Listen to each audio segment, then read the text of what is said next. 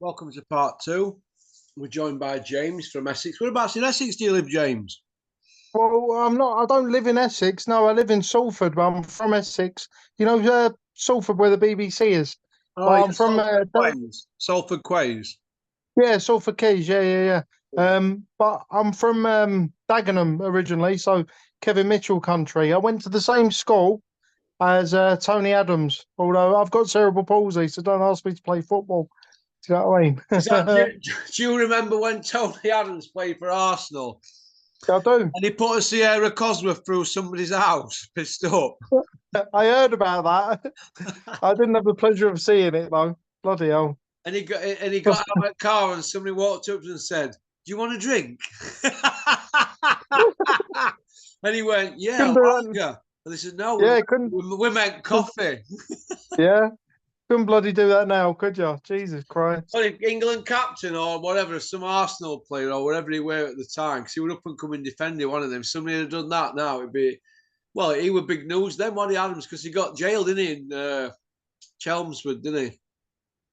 Yeah, yeah. Was he? Was he? Was that to do with his missus? No, he got jailed to do we. He were drunk when he coming home from pub one night, and he risked it, didn't he? In his XR4 before Black Sierra or Cosworth, whatever it Bloody was. hell. He just ploughed through loads of gardens and then put it in somebody's house or something. Yeah, You it know, must have like been a you do. Cosworth. Must have been a Cosworth doing that. Thinking he's a boy racer or something like that. I don't think But he was yeah, like that. I think he was just like he just wanted to get home. He didn't want to pay for a cab and that. And after that, they all started calling him Donkey, didn't they? When every time ball went near him, they all went, "Eeyaw, eeyaw." I mean, I like him, Tony Adams. You are. I'm only 34, so it's probably a bit before my time. But I did start out. I was a bit of a football journeyman because I started out as an Arsenal fan because I was a fan of Ian Wright. And Yeah. then my dad was a Chelsea fan because my dad grew up in South London. My dad's a Lodge boy, actually. He don't know Terry or anyone like that, but Terry probably knows the guy that I was named after, a guy called Jamie Corston. Have you heard of Mick Guilfoyle before, No. Russ? No. Terry will know Mick very well, but he was a trainer of Jermaine Brown, who was English super middleweight champion, and he's a Lodge boy. He was one of the trainers there. So yeah, a bit of a storied history in boxing, really. So you I've just started never. out an Arsenal fan, but you ended up a Chelsea fan. Yeah, yeah. Well, you I was should a be bit of a ashamed of yourself, mate, doing that. I'm not being if I don't that don't wash with me all like that, you two. no. I don't like football anymore now, though. It's too much Don't you? money. Too much money. So yeah. Okay. Rest of the show, what do you think to not better be Boatsi against Willie Hutchinson? What did you think to that? With referee, no, judge 10 rounds out in a 12-round fight. Well, explain. Well, I'll just get this bit up. Well, I just with Buatsi, I just think just very flat performance. Do you know what I mean? He seems to be. I've discussed this before, with friends and stuff like that. He's just flat, isn't he? And Hutchinson missed out on a few opportunities there to just really put an exclamation mark on it. He started out really well, didn't he, Hutchinson? And he just I don't like the way that Willie keeps his chin in the air. I don't think that really did him any favours, to be honest. Because when Buatsi wanted to open up, he did open up. But I always sort of get the feeling with Buatsi that there's another 3 or 4 gears, um, and he's never really putting the car into him. Do you know what I mean? But that's the thing. His career's just been an odd one, hasn't it? He looked the most promising out of all the Olympians. He stopped a couple of fighters, didn't he? I think. Oh, yeah. And Oh, yeah. yeah, and like as a professional, he's just been pretty stale. I'm sort of thinking to myself, is it because he's not been challenged? Like there's some fighters out there, and they'll go up a gear when their opposition improves, but he's in a bit of a catch-22 situation because while he's performing like that, because yeah, he got the win over Hutchinson, but he weren't exactly inspired, was it? He's not going to get the big fights, is he? Because He got he's one of them outboxed in some fighters. of them rounds, you know. Yeah, I would say so. And I think, Hutchinson there was a bit sort of hook happy at times, and he never really jumped on him, did he? I think maybe maybe Buatsi's reputation sort of overawed him a little bit, you know, subconsciously. But he's, as I say, he's in a catch-22 situation because he keeps performing like that. He's not going to get the big fights. And then you sort of think, well, is he capable if he went in the big fights? I couldn't see him beating Beterbiev on that performance. Definitely not. And much less Bivol, you know. I give Willie Hutchinson. I give him 5 rounds. I give other kids 7, but that kid in his 7 rounds, 3 of them were by 2 points because there were a point took off, weren't there? And there were 2 knockdowns. Yeah, but I give the knockdown. Hutchinson 5 rounds, and I think if he'd been a bit fitter, he could have won 7 rounds. But the knockdowns knocked him, and the headbutt did him, didn't it, as well? Yeah, definitely. And he, like I say, keeps his chin up in the air. You know, it's not conducive. He's got that sort of style that they all had when George Groves was just before his prime, you know, keeping his hands down and trying to look a bit cute. And I think we should be past that now, really. Every era has a sort of style, don't they? Fighters that they try and emulate. Roy Jones, you know, you had the Anthony Smalls of the world, you know, that geezer that caused a load of trouble. Anthony Small tried to emulate Roy Jones, and then, you know, he got a fighter like Willie Hutchinson there trying to be a bit George Grovesy, and it don't suit him. Keep your chin down and just, you know, he's obviously a battler. He's obviously got guts. He should have just really went for it. But again, I think the reputation, maybe the Olympian reputation of Josh Buatsi just overawed him a little bit. But I don't think Buatsi's any great shakes myself. He's not going to get near Bivol when I believe Bivol beats Beterbiev. He's not going to get anywhere near him. So I don't know. He's just in a bit of a situation because where does he go? Yard's not going to get the fight, is he? Because he's not. Do you know what I mean? He's cozying up with Tundi, isn't he? He's not gonna apologise to Frank. So where does Buatsi go? Because that was the only fight that made sense, really, wasn't it? I'm trying to think which bit to listen to there because you gave me about 8 answers to one question. Sorry. Right, okay, right. Listen, Buatsi, right? I think he's hanging around like a bad smell. It's over 8 years since Olympics. We both agree on that. He's still not been in the world title fight. So fuck him. End of. Yep. Right. Willie Hutchinson won 5 rounds. He weren't fit enough, in my opinion, and he looked fleshy. So I don't know what he's been doing 11 weeks in Spain. He probably needs to go back to flex and get his son in fit condition. But he has got skills to burn, and he had Buatsi going at some point in the fight, but he weren't fit enough to pull it off. So I'd like to see a fitter Willie Hutchinson. But I want to know, was the fixing, yes or no? Well, when you look at that one of the cards, you've got to think there was something going on, wasn't there? Do you know what I mean? You've got 10 rounds out. Right. You could give him, it could be a 116, 114, but then you've got the 2 knockdowns and the point off. So it's a 116, 111, isn't it? 111. So, yeah. So Buatsi by 5 rounds for me. But if you by 5 points, sorry, but if you want to talk rounds, 7 rounds to 5, but then we've got the points off for the knockdowns and the obviously the headbutt. So that's how it worked out for me. So I don't know where what sort of man in his right fucking mind had Willie Hutchinson winning that fight by a round, right? When you could clearly see that didn't what happened, but you could see Willie Hutchinson losing it by 5 points. But if you want to talk rounds, I give him 5 rounds, and I thought 5 rounds he won them. He might have just nicked them, but I give him 5 rounds. But hey ho, he moves on to fight another day. I'd like to see him fight Dan Aziz, you know, in like a cross. Is it a crossroads fight? No, not really, because he's a young kid, Willie Hutchinson. But I like his style, what he's got. I like that switching that he does. It confused Buatsi. He'd never been in with a style like that. Reminded me of Junior Witter a lot. But good. Agreed, actually, there. Hey? Agreed there. I like that comparison. Yeah, he kept switching and confusing him. And not as cute, but yeah. He fought well, Hutchinson, for the rounds that he won, but he weren't fit enough. He's not a 12-round fighter. He's got to be fitter. So I see Buatsi hanging around trying to get upgraded to world champion now if the belts get split up. He don't beat Bivol or Beterbiev if he get took apart. He's Yep. way off the pace. So all that hype from Tony Bellew and Eddie Hills when he were at Matchroom was not warranted, because now they're slagging Boazzi off, aren't they? Because he's not with them. So they're fair weather friends, aren't they, really? But do you remember Yeah. when he turned pro what Tony Bellew was saying about Boazzi? Yeah. I can't. Tony, you should be embarrassed. You should be embarrassed. Well, do you know what? Like, we'll go on the subject of Tony Bellew there. Oh, God. You were talking about Usyk before, weren't you? Go on, yeah. Right? That was Usyk's best performance, I think, because he made Tony feel as if he had a chance there, didn't he?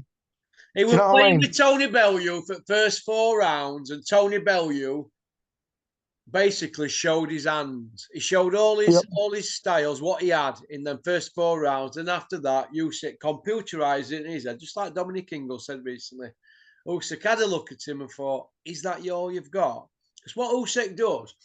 He lures you into a false sense of security to see what you've got. He did it with Fury. He did it with Joshua. Once he's seen what they had, he set all traps right to give him all opportunities to knack him. And he thought, "Well, is that Yep. all you've got?" And then he just goes through the gears, doesn't he? He did it with Jabbar as well. Derek Chisora. Why Bellew and Bombay Dave were jumping up and down at the side of the ring, shouting Derek Chisora won that fight. What planet was you on, and what has you been smoking? Yeah, I want I some know. of it.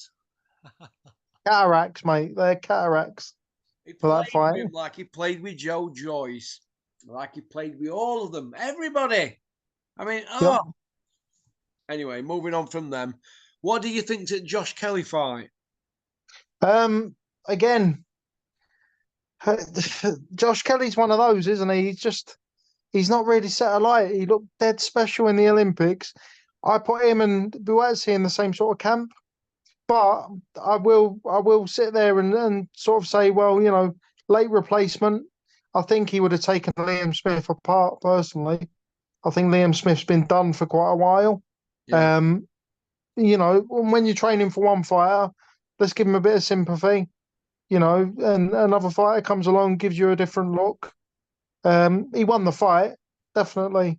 Could have been a better performance, but I'm willing to give him the benefit of the doubt and say, well, late replacement, do you know what I mean? Fair play, move on, and let's see what you can do next. Yeah, I see where you're coming from with that. The Gad, right? Oh, here we go. Here we go.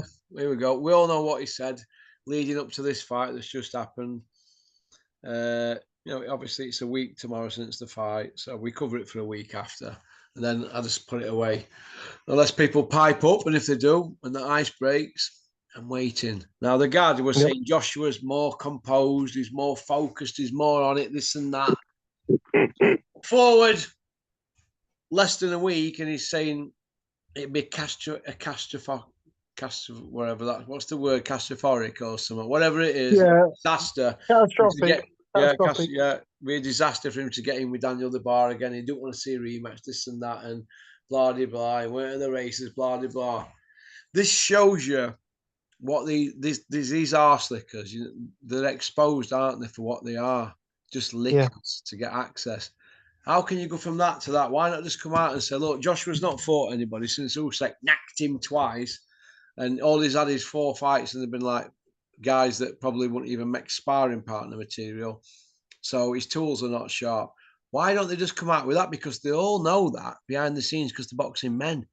But they can't be, but they turn into PR men, don't they, leading up to the fight, to G up. Then they're exposed them when they come out with what they come out with. Instead of saying, look, we ain't fighting anybody. Duke McKenzie said, who's Joshua fighting? But Duke McKenzie's not a cheerleader like the Gad, is he? And Simon Jordan and all them, they all turn into cheerleaders, and Ben Davidson, emerging trainer, and look what he did to Ngannou.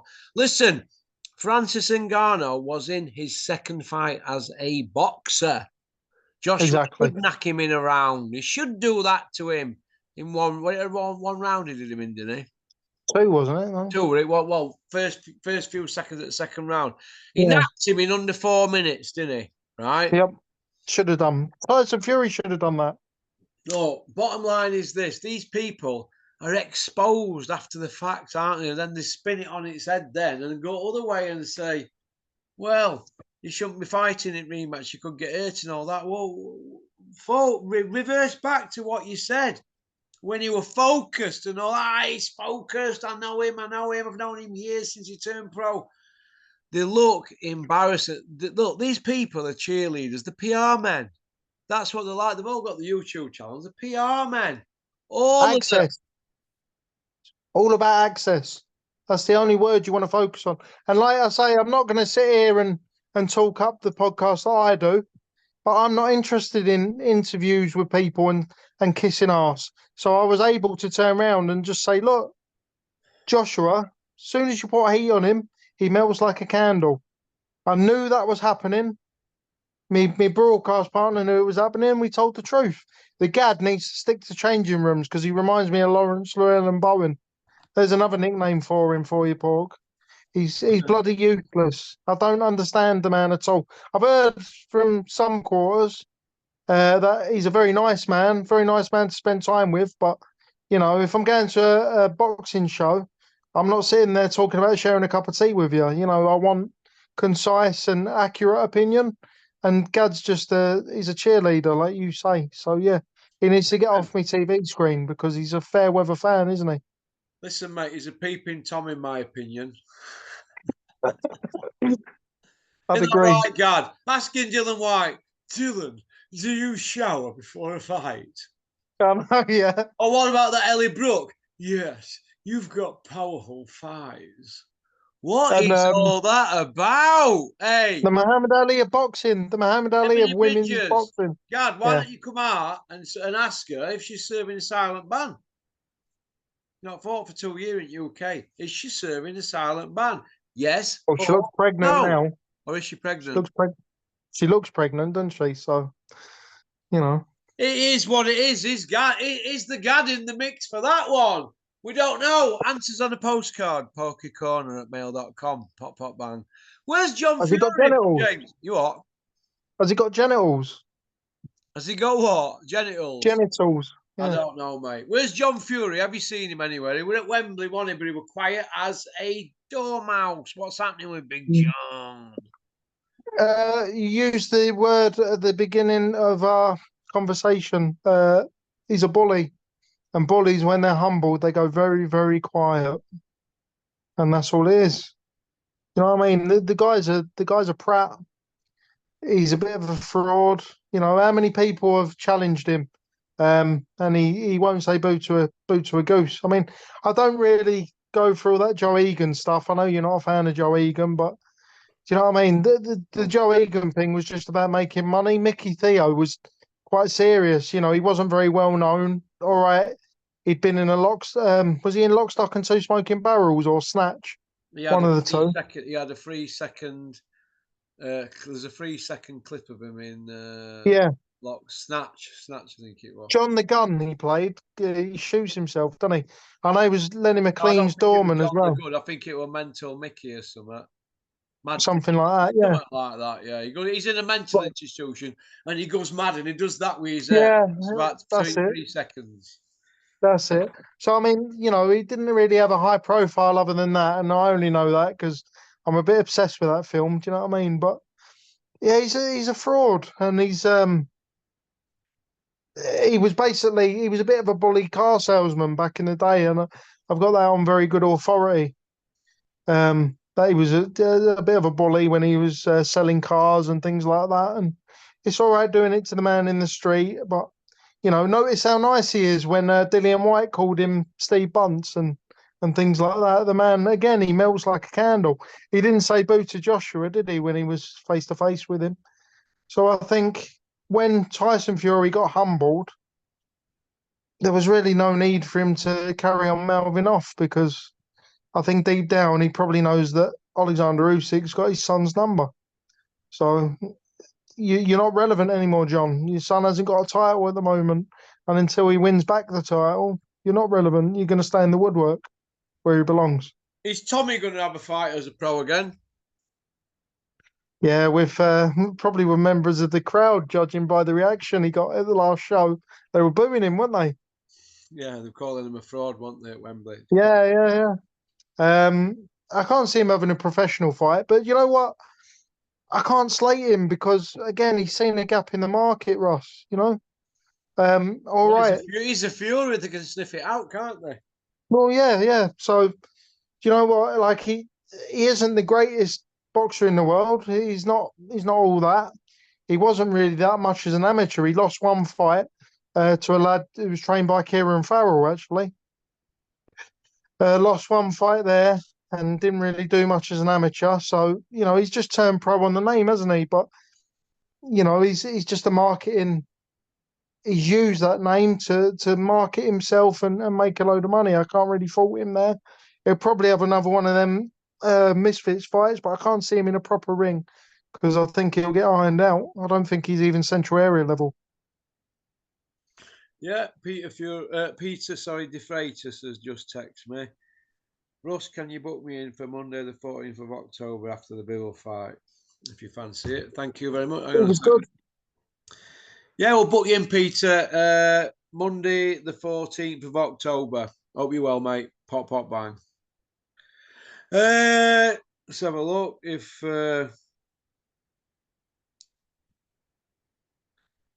How's Hughie doing? Let me know, John. We'll just text this because I ain't got Hughie's fight. How's Hughie doing? I hope Hughie don't get knocked tonight. Oh, he needs to be active as well, doesn't he? Yeah, I want to see Hughie's fighting a guy ranked 166. Hughie's ranked 33. Eddie Hills is there, obviously, to speak to Hughie's dad about the Joshua fight. So Hughie's got to go out there and put that kid on bottom moon tonight and make a statement, and he really to get in the Joshua sweepstakes. Whether he's deserving of that fight, I don't know, but they're going to look at it like Hughie's an easy win for them, aren't they? To get Joshua back, it makes if they're not going for Daniel DeBar, and I don't think they'll go for DeBar. I don't know because if he got knocked against DeBar, he might not ever fight again if he gets a good idea. So Eddie might. Yeah, exactly. They're going to rebuild him, but God, they've got a massive job on their hands there, James, haven't they, with Joshua now? Yeah, I would say so because his fundamentals seem to have gone backwards. I mean, there were times during that Dubois fight, fight is a loose definition of what it actually was, isn't it? Yeah. But his hands were down by the floor, and I think personally, it's not going to happen, but I think he needs to eat a bit of humble pie and go back to the man that helped make him. Yeah. Yeah. Whether McCracken will have him back, I'm not sure, but it's all right going to all these sort of glamour trainers and even maybe going back to Tony Sims because Sims was the trainer on record, wasn't he? But originally, yeah. Well, yeah. So I mean, he wasn't really doing the training, I don't think. But go back to where the home is, where the heart is. Do you know what I mean? Swallow your pride a little bit. You've made enough money now. It's not about the money. If you're really bothered about legacy, go back to somebody who knows you, knows how you tick, and just swallow your pride. And if he wants to give you some shit and wants to tell you, get back in your box, Joshua, let him do it. If you're serious about winning, you need to go back to the man who made you. Yeah. Could you see him going back to Tony Sims, his head coach in at Matchroom Gym?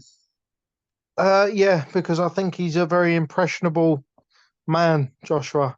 He's always looking for the opinions of other people. I mean, I've never seen it with any other boxer where, you're supposed to have done like an 8-week training camp.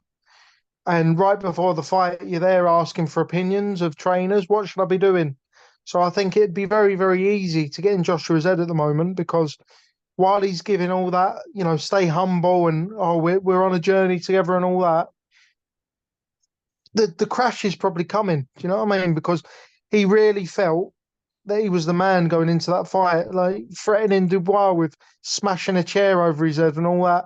The ego landed, didn't it?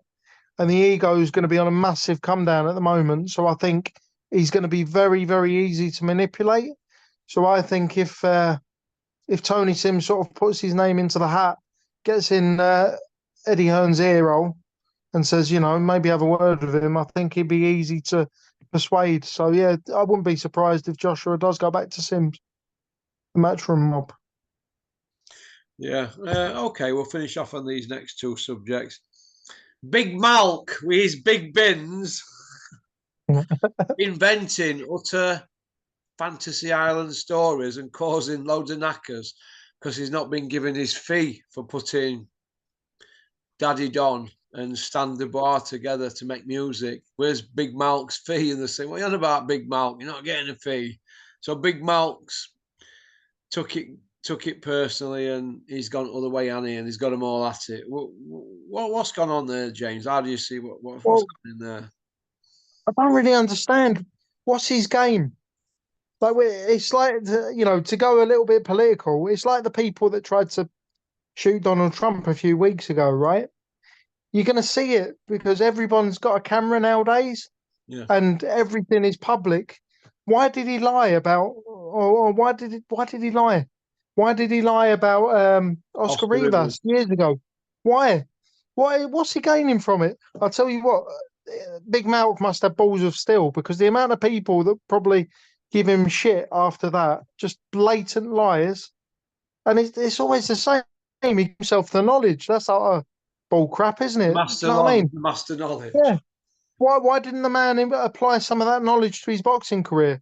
He was a journeyman when he had.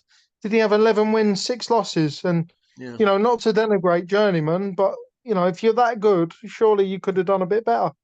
I just think what is going on there? I think the man's just a huge ego trip. And he's lucky he's not being filled in. I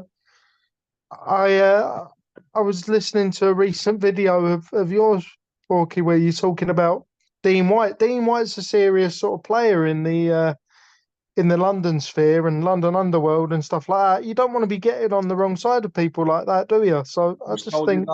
Who told you that? Well, Dean White. I've heard, no. I've heard from. Has he done any porridge? Has he done any porridge? Probably no. I don't think he has actually. He's probably no. Well, there you go.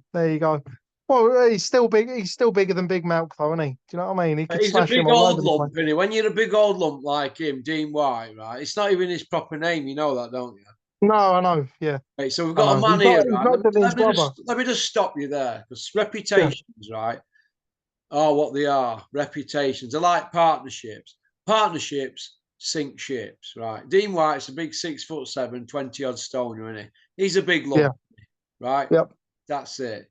So where's this roadman killer come from? Well, I don't know where it's come from because I haven't heard that, right? So let me just stop you there because people like you spread stuff like that, and before you know where you are, you've got these people built up as killers, right? Oh, yeah. No, it's just what I've heard. He's a killer. He's an arm. Is this? Is that? Who said that? Who says that? Him and Big Mal? No, it's on all them other YouTube channels, isn't it? YouTube it's other people channels. Right. It's a load of rubbish. Spreading the shite. Yeah, well, there you go. Mate. It's the biggest load of shino I've ever heard in my life. Dean White, that's not even your name for starters. If you were this roadman, right, it'd be out there, wouldn't it? He's not been to jail yet, right? But he's a roadman. This is just fantasy island stuff from people that hear stuff. I don't want to hear that anyway, right? No. Big boxing promoter in. He putting big shows on. Allegedly. There you go. It's all allegedly. Reputation, shite. I don't want to listen to shite like that. No. I know what you mean. Well, right, to go back to Big Mal, right? Yeah. He's upset Daddy Don Charles, hasn't he? Right? Yeah. He's upset him, right? Well, there you go. So they're done, aren't they? Right. He's not getting a drink off Stan Dubois, so he's done there. What's Big Malk's role now in boxing, and what's Tunde's role? What are their roles now? These experts. That's what I want to know about these experts. Lion bars in the fridge. Dream it, believe it, become it. And Big Malk with all his Don King poems. Where do they go now? Because they're found out now, aren't they? Yeah.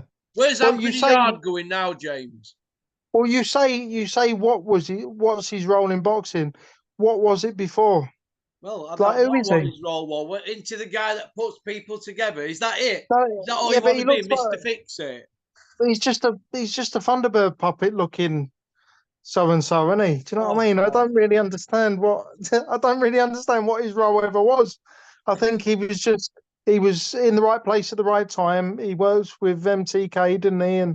And I mean, he screwed it because now he's upset Dave Dubois or Stan. Like, how come they've started calling him Stan now? He was Dave for a while, wasn't he? That's What, something Dave that out I'm only curious. fools and horses? Yeah, I think so. Yeah, yeah. Um, so he's upset Stan, right? And if Daniel Dubois has the rematch and smashes Joshua, well, really, being in Joshua's good graces isn't really going to mean anything, is it? So I don't really understand what he's doing. He's just shooting himself in the foot. Um, the man was never really relevant anyway. He was just relevant to the casuals because if you get somebody that has a little bit of knowledge, suddenly they are the master knowledge, as he likes to call himself. So yeah, I can't really see a place for him going forward. Um, in terms of Don Charles, I don't know. I mean, what's your true Well, thinking I of think him? Don Charles will be Okay, down the road any day now from the you bar. do, He'll be down the road. Yeah, I think they'll get somebody from America and take him to the next level, which is a shame because he's got a bit of integrity. But getting back to yeah, Big Malcolm Tunney, all I've got to say is this: Lion bars in the fridge. yeah, That's what um, um, that's what needs to be said about them two, doesn't it? Because they're finished, aren't they? Yard's yeah, the finished, thing, whatever it is with him. Brick Top will just shut the door and they're done. Yard will have to go yeah, crawling back to somebody like Francis to get to for an olive branch to get to Bricktop, and he'll have to go without Yard because they're not working with him now. That's it. And if they're no, going to court, they'll need deep pockets because Bricktop's got a few quid now, hasn't he? Again. he has, and I mentioned that before about Yard, didn't I? Sorry, I didn't answer your question there, Yeah, go on. Porky, but yeah, I um. I agree with what you're saying there. Yard is in no man's land at the moment. And fair play to him for having a bit of loyalty. You know what I mean? He's being loyal to Tunde, but if you want to make your own pockets deep, you need to, what's the old saying? If you want loyalty in boxing, buy a dog. You want Whilst I loyalty think by he's a very, dog? yeah, whilst I think he's very admirable, if Yard does want to make the money, then he needs to really look at the bigger picture. And the bigger picture at the moment is the Saudis would be chomping at the bit to get him in the ring with Buatsi if Buatsi's come on board now. So he needs to swallow his he needs to swallow whatever relationship he's got with Tunde and go out with his begging bowl, doesn't Yeah.